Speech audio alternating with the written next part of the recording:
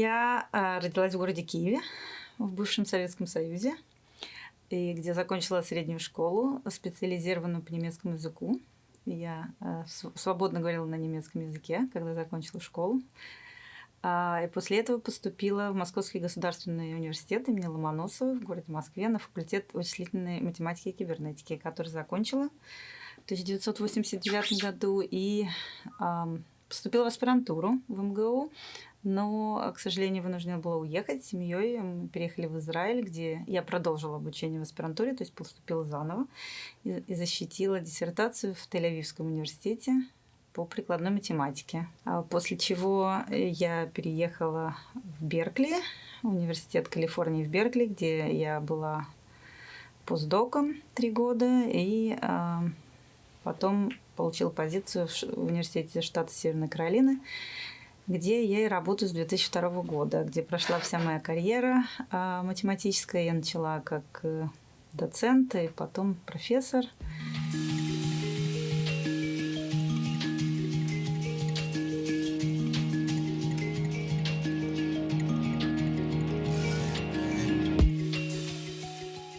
Я занимаюсь законами сохранения. Давайте я попробую привести пример, который может быть понятен любому человеку. Что такое законы сохранения? Вот представьте себе сегмент дороги вот в Бостоне, и вы можете подумать о плотности машин на этом сегменте дороги.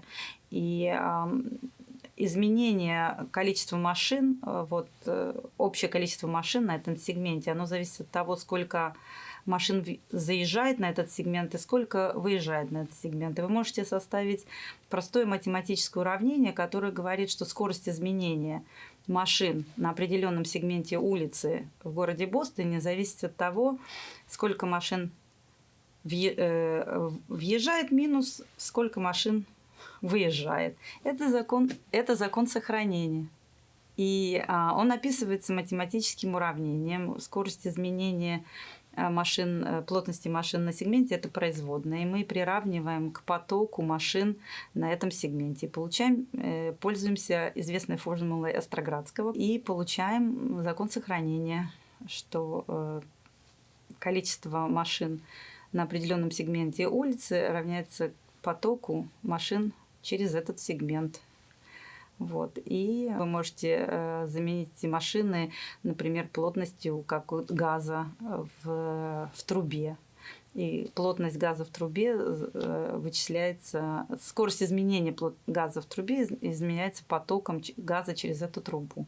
Это закон сохранения. Вы также можете подумать о химических элементах, вы можете подумать о количестве бактерий, вы можете подумать о любой плотности любого вещества и написать похожую модель, и она может быть чуть сложнее, может быть чуть проще, с различными параметрами. И в конце концов вы получаете математическое уравнение, которое нужно решить, и его решить аналитическими методами невозможно, поэтому мы выводим специальные методы, которые называются численными методами, которые мы пытаемся эти уравнения решить и дать приближенное решение к аналитическому, которое даст ответы на многие проблемы, на многие задачи и объяснит, как происходят различные явления, и в то же время предсказать, что будет происходить с этими явлениями в ближайшем будущем.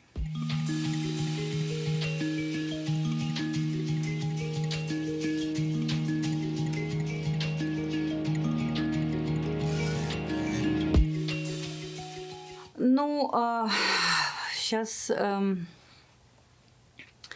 например, одна из задач, которой мы занимаемся, это движение бактерий, то, что называется хемотаксис. Это происходит от двух слов: латинский таксис, то есть движение, и хема – это от слова химические процессы. Это например, бактерия реагирует на это может быть не обязательно химический какой-то элемент, это может быть воздух, это может быть свет. и тогда это будет называться фототаксис, или если бактерия движется в воде, это будет акватаксис, если это химический какой-то процесс, это хемотаксис. И бактерия движется в сторону наибольшего, наибольшей концентрации или света, или химических каких-то градиентов, или воды. И движение, коллективное движение бактерий – очень важный процесс в биологии.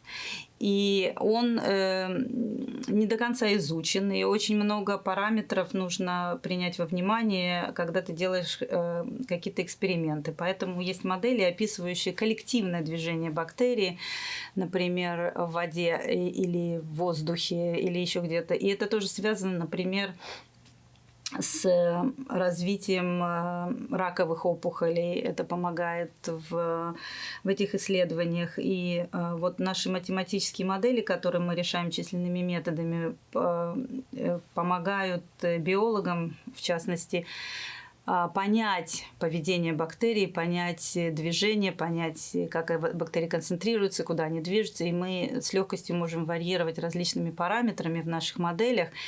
И от этих параметров зависит поведение бактерий. И тогда мы можем дать какую-то информацию ученым, которые занимаются экспериментами, чтобы они уже могли в своих экспериментах подбирать правильные параметры, смотреть, что происходит. И это очень интересная задача. И, кстати, эксперименты проводились здесь, в MIT. Да, вот, например, мы занимаемся вопросами мелкой воды или вопросами цунами. Мы считаем модели, предсказывающие движение цунами, которые находят на берег.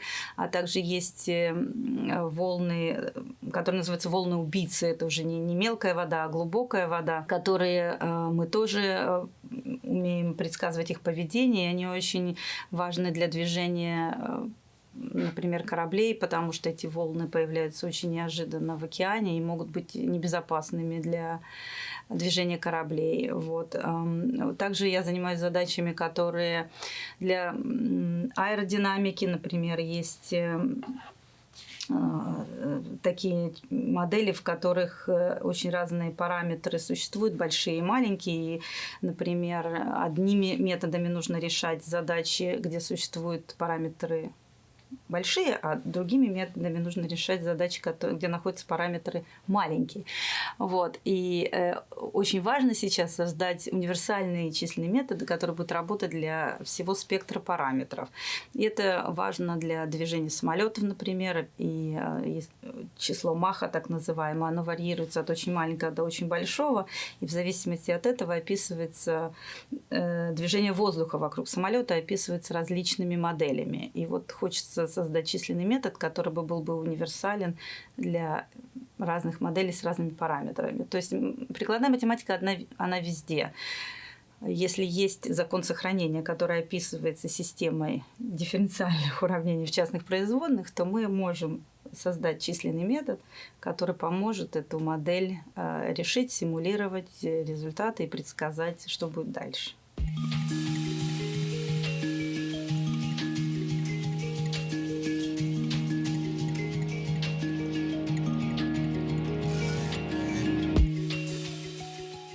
Вы понимаете, современная математика покрывает гораздо больше широкий круг вопросов, выходящий далеко за рамки бытовых. И эти крупнейшие поисковые системы, благодаря которым мы находим информацию, они, если можно так выразиться, напичканы математическими моделями, и которые позволяют подстраивать параметры выдачи результата нашего поискового запроса. И, иными словами, на один и тот же запрос Google может вам выдать одни ссылки, а другая система может выдать другие ссылки. То есть математические модели, параметры. Опять я говорила о биологических приложениях, но, в принципе, с точки зрения математики, в общем, это большого значения не имеет. Это биологическое приложение в физике, в химии или в поисковых системах. Если есть модель, мы можем варьировать параметрами и выдавать различные результаты. Потом модели математики, например, каждый знает про инвестиционные фонды. Да, это математические модели. Онлайн-магазины.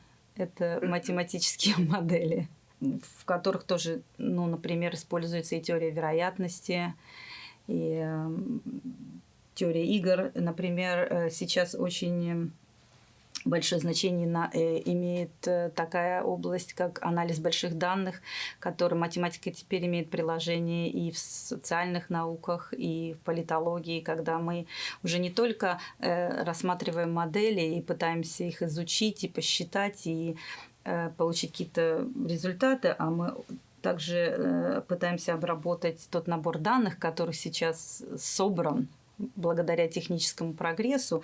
И, в общем-то, обработка этих данных происходит тоже с помощью математических моделей. Но после того, как вы эти данные обработали, вы, наверное, мы все хотим принять какие-то решения на основании. И это тоже математика. Это оптимальное управление, это теория игр. То есть практически математика везде. Вот такие красивые примеры.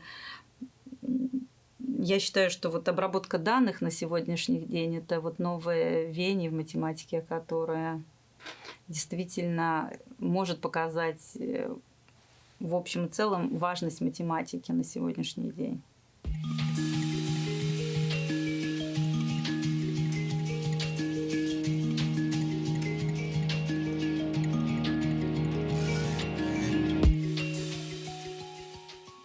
Вы понимаете, если отвечать, ну вот, очень быстро на этот вопрос, то, конечно, хочется сразу сказать там доказательства теоремы Ферма или гипотезы Пуанкаре. Но математика очень обширная, и есть фундаментальные математические исследования, есть прикладные. Очень много открытий было очень много открытий случилось и в 20-21 веке, и очень маленьких открытий. Понимаете, то, что происходит в математике, каждый математик, который занимается наукой, на своем уровне создает какое-то маленькое открытие. И все вместе складывается в большой интересный процесс и в очень много... в общем, в продвижении большой идеи и больших каких-то открытий и доказательств. Мне ближе те открытия, которые происходили в области прикладной математики и численных методов, и, может быть, они не привлекли такого всеобщего публичного внимания, и как доказательство, вот, как я сказала, теорема Ферма или гипотезы Пуанкаре, но они внесли, в общем-то, неоценимый вклад в развитие именно прикладной математики. Это связано вот с развитием численных методов после Второй мировой войны. Во всем мире математике уделялось развитию вот именно численных методов. И в 1954-1959 годах, и вот профессор Годунов в Новосибирске, и здесь вот Питер Лакс, они занимались похожими задачами по вот именно решению и симуляции различных моделей. И вот это, мне кажется, произвело большой прорыв в именно прикладной математике, и который позволяет сейчас заниматься более продвинутыми задачами, включая обработку данных и больших данных, и искусственного интеллекта и так далее. Вот мне кажется, что вот эта часть очень была необычная и очень в своем роде новая.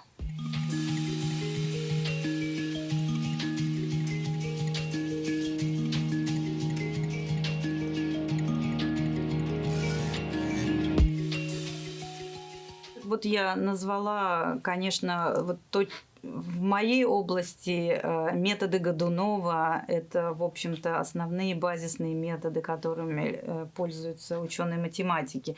Но, опять-таки, это очень, может быть, узкая часть математики. Но если говорить о великих математиках российских, русских, которые внесли вклад не только в численные методы, но вот и в прикладную математику и фундаментальную, это, конечно, Колмогоров, теория функций, конечно, Чебышев, который использует, в общем, корни уравнений. Это очень его многочленные Чебышева и те открытия, которые он сделал, очень используются часто и в численных методах, безусловно. Остроградский, который вывел чрезвычайно популярную формулу физики, которая постоянно пользуется и в физике, и в численных методах, и в других областях. Я даже назову Лебедев, основоположник вычислительной техники, из российских. Ладыжинская занималась дифференциальными уравнениями, Олейник, она занималась дифференциальными уравнениями частных производных. Дифференциальные уравнения и дифференциальные уравнения частных производных – это те уравнения, которые описывают модели, которые мы решаем численными методами. То есть эти математики, пожалуй, внесли один из наиболее больших вкладов в развитие дифференциальных уравнений, моделирования и численных методов. Также Баренблат. Из математиков, может быть, не российских, руководитель Беркли Александр Чорин тоже внес очень большой вклад в развитие численных методов и моделирования.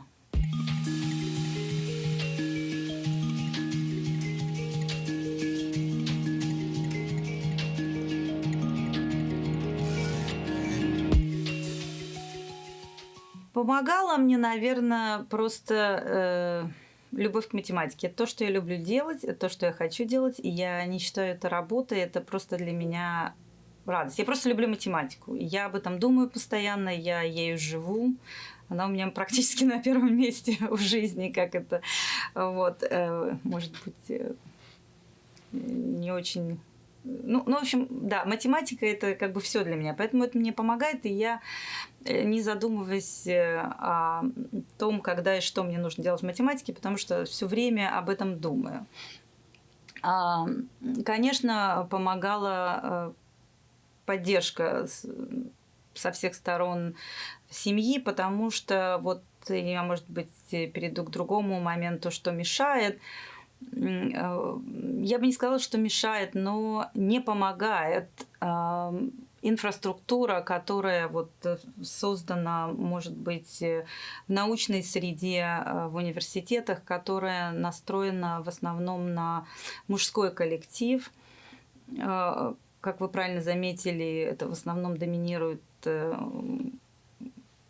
мужчины доминируют в этой профессии, поэтому элементарные вопросы какого-нибудь там декретного отпуска или просто отпуска, или просто каких-то занятий, не связанных с математикой, вплоть до того, что там вечером или рано утром нужно заняться какими-то семейными вопросами, это, конечно, не помогает и не помогало. И сейчас, мне кажется, ситуация намного лучше стала, чем была 20-30 лет назад, когда я начинала. Просто совершенно не было никакой помощи и понимания того, что у женщины могут есть какие-то дела семейные, дела женские, дела с детьми. Это не помогает. И я считаю, что... А также сама система научная в академии настроена так, что нужно очень часто переезжать. Сначала вы учитесь в аспирантуре, потом считается, что постдок нужно делать обязательно в другом месте. Нехорошо это делать там, где вы защищали диссертацию, а потом на работу нужно ехать еще в одно место искать, потому что обычно, если на факультетах не очень любят принимать на работу своих же студентов или аспирантов, то есть еще много переездов и разъездов, и имея, например, если женщина имеет семью и детей, это не очень просто. И не говоря уже о том, что обычно работа в научной среде, если женщина хочет стать профессором, работу надо начинать искать где-то за год и предложить ее могут в любом месте, и тогда, конечно, члены семьи должны быть готовы следовать за женщиной-профессором по всему миру. И это, конечно, накладывает огромные ограничения на возможность женщин передвигаться. Наверняка такие же проблемы могут быть у мужчин, но мне кажется, эта система была настроена там в прошлом веке, и считалось, что, наверное, в основном профессора мужчины и женщины не работают, и поэтому как бы вот такая система была приемлема.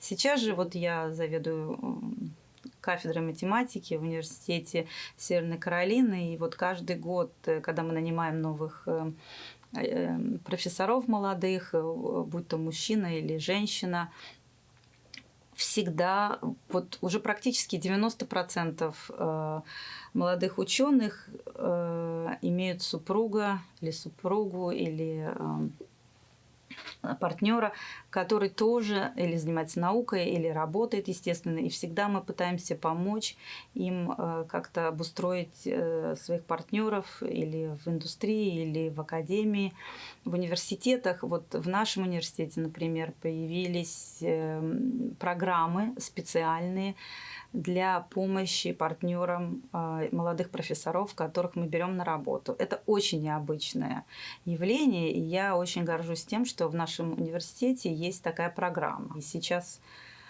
вот когда я пришла на работу 20 лет назад, не было никаких ни детских садиков, вообще никто не знал, что делают с детьми приблизительно у нас на факультете. Сейчас же у нас очень хорошая развитая инфраструктура, у нас очень много женщин молодых, профессоров, и мы гордимся тем, что мы, в общем-то, находим возможности помогать и привлекать их, и создавать им более удобные условия для работы. И особенно, я считаю, очень важно в работе профессора найти баланс между работой и частной жизнью, семейной жизнью. Я вижу, как много работают наши молодые специалисты. Я знаю, сколько труда нужно вложить в то, чтобы вот добиться чего-то и в академии. И это нетривиально, и мне хочется, чтобы молодые ученые, кроме занятий математикой, которые они любят и хотят заниматься, и все время так же, вот, как и я, чтобы у них все-таки было время на личную жизнь, на какие-то путешествия и просто возможность иногда отвлечься.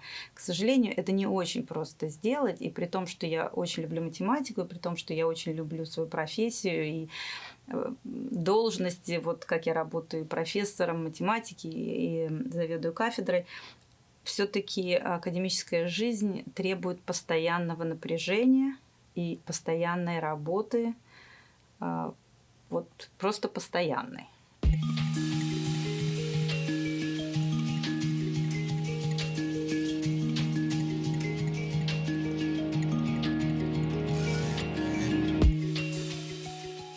Ну, задачи, которые стоят перед этой организацией, в общем-то, создать такой коллектив, который бы помогал и девочкам, и девушкам, и женщинам, которые заинтересованы в математике, вот именно продвинуться по своей, не только карьерной, наверное, лестнице, а получить достойное образование в этой области и помогать им также найти хорошие связи в плане не связи, как мы можем это понимать с точки зрения бытовых, а связи именно научные.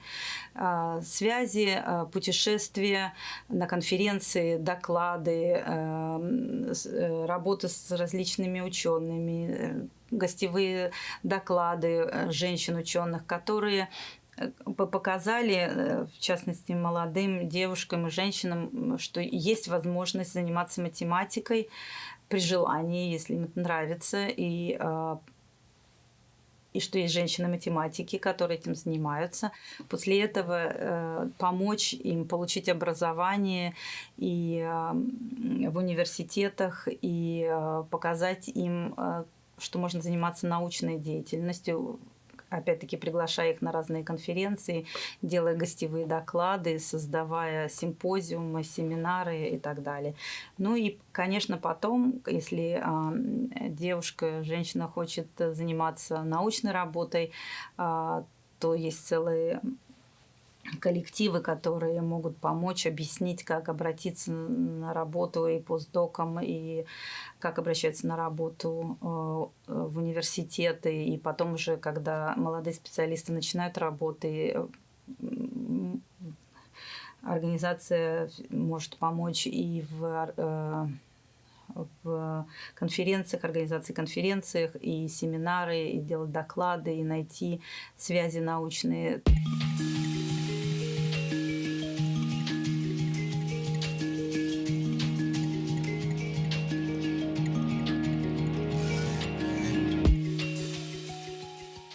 На сегодняшний день, наверное, нельзя не отметить революцию в области математических методов машинного обучения, которая практически происходит на наших глазах. И с появлением и успешным применением глубинных нейронных сетей человек стал, в общем-то, стремительно приближаться к созданию искусственного интеллекта. Я боюсь, что это ли было предсказывать, но это абсолютно новая область деятельности для математики. Обработка больших данных, умение программировать, построить новые сетевые модели, которые могут сами решать задачи очередные. Это очень необычно и очень ново. И поэтому очень много математиков сейчас этим интересуется. Опять-таки, мне трудно предсказать, на сколько лет и как это движение в математике будет продвигаться, но на сегодняшний день я бы сказала, что это в определенном смысле революция, совсем отдельный вид научных исследований, который доселе был не применен и неизвестен. То есть математика развивается в разных направлениях, но это очень новое направление.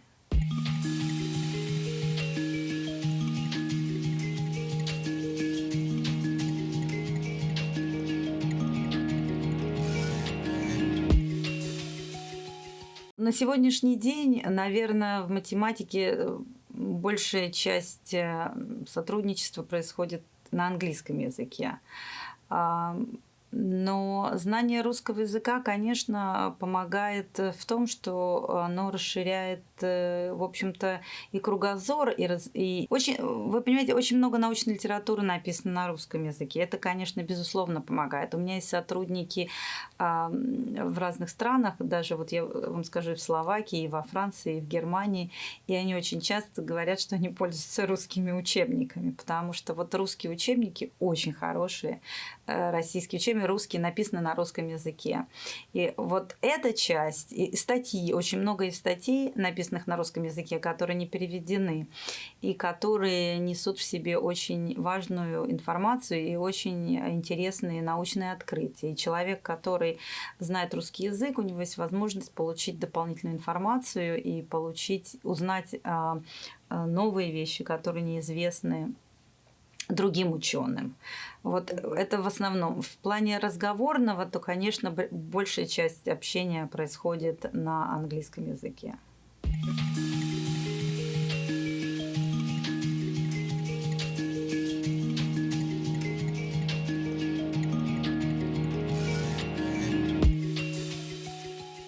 Очень часто мы слышим, люди говорят по-русски, что и требовалось доказать. Это, конечно, математическое выражение, которым заканчивается каждая теорема в математическом учебнике. От перемены мест слагаемых сумма не меняется. Мы очень часто используем это выражение. Мы говорим график работы. График – это математическое слово. Или свести к нулю. Мы употребляем слово дифференцированно. Это математическое слово. Мы говорим предел терпения, множество людей, предел множества. Это все математические термины, которые пришли к нам из математики.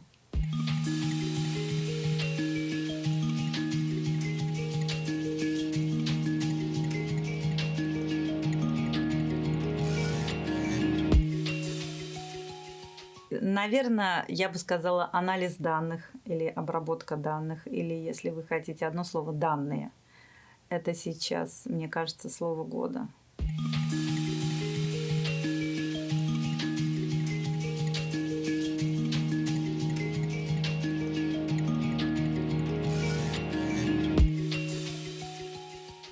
Книги.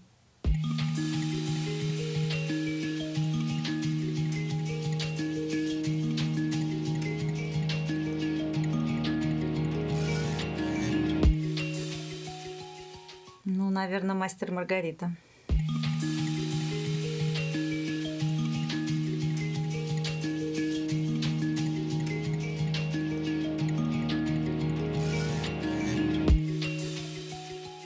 Колмогоров.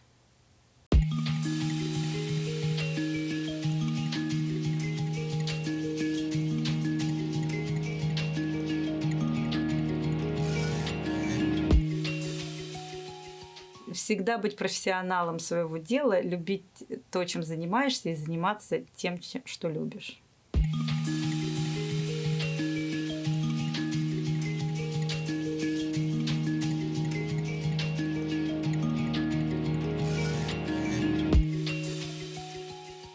Я очень надеюсь, что будет прогресс с точки зрения математики в доказательствах